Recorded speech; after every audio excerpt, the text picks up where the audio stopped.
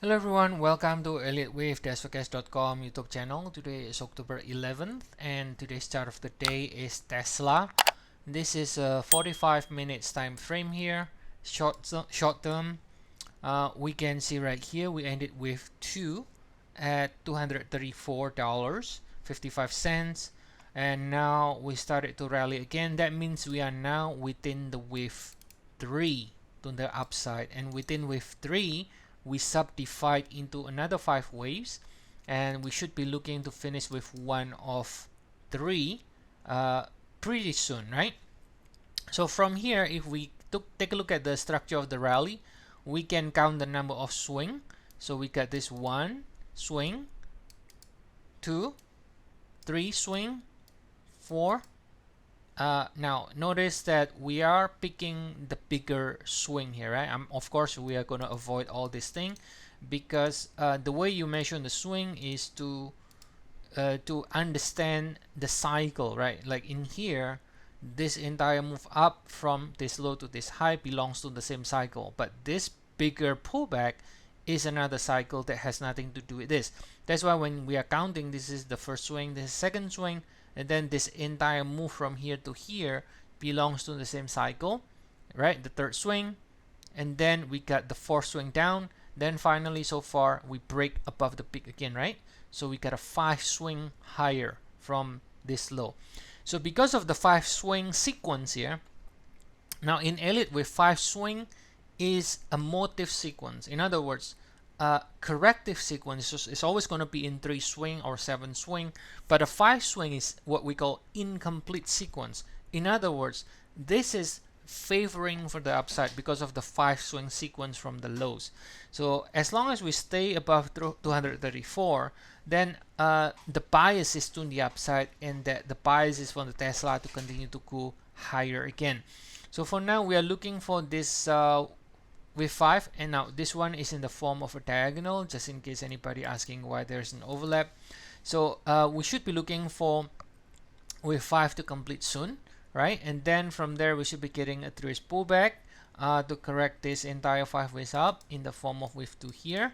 So after we get a 3 pullback, as long as we stay above 234, we can then continue to go higher again afterwards, right? So it's pretty simple, straightforward. In the shorter cycle we are looking for the upside. Now if we zoom out a little bit, looking at the 4-hour, now remember the position of the wave 2 here. This is intermediate degree. So if I look at the 4-hour, that's our wave 2 here that we saw in the 1-hour time frame, and this one is in the 4-hour.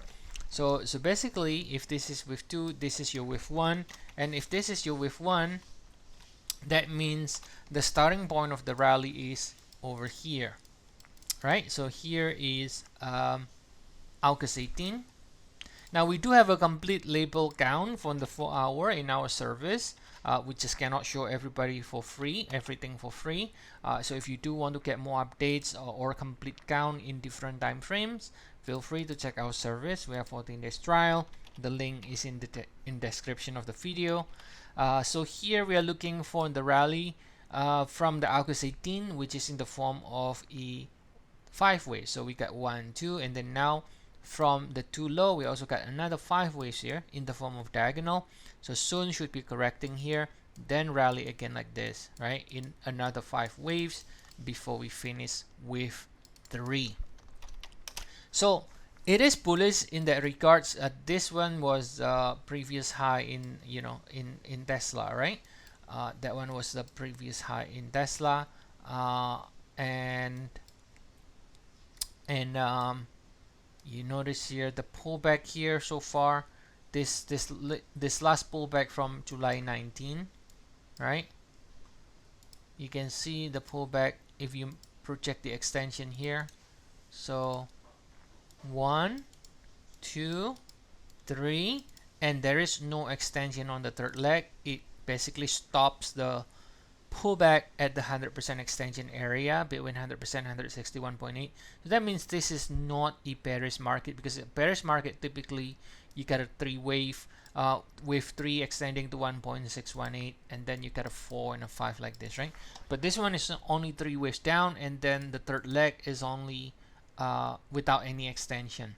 So now of course we can we can, I mean, as an alternate, we can get sideways in a triangle, or we can even do a W here and then X and then Y. I mean, talking about the alternates here. But in general, a 3 waves without extension and also a 5 waves up from here, it favors the bulls, right? It favors the bulls.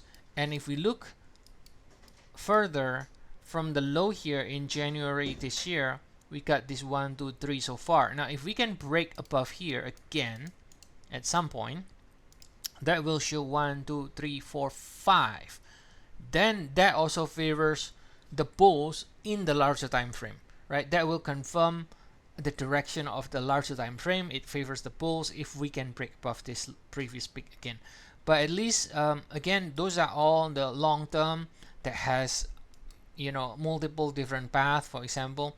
And in the shorter cycle, which is what our primary concern is pretty simple. We got a 5 swing up from the lows. So as long as we stay above 234, we are calling for another leg higher later on after the pullback is complete. Okay, so that's the update for today, guys, and I'll see you all again next time. Have a nice day, everyone.